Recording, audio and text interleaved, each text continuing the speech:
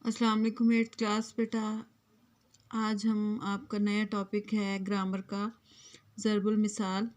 ज़रबुल मिसाल को बेटे कहावतें भी कहा जाता है और ये पुरानी कहावतें हैं जो लोगों में बहुत मशहूर हो गई थी और ये अपने असल से हट के बोली जाती है। इस हर कहावत के पीछे कोई ना कोई कहानी होती है।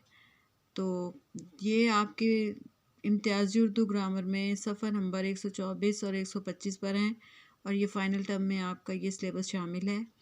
और आज मैं आपको इसमें बुक में आपकी तशरीह भी दी हुई है हर ज़रबुल मिसाल की, लेकिन आपने तशरीह याद नहीं करनी, वो सिर्फ़ आपके समझने के लिए है और आपने सिर्फ़ इस तरह से याद करने हैं। यानी फ़र्स्ट वाला ये मैंने जैसे लिखा है, दूर के डैश सुहाने, दूर के ढोल सुहाने।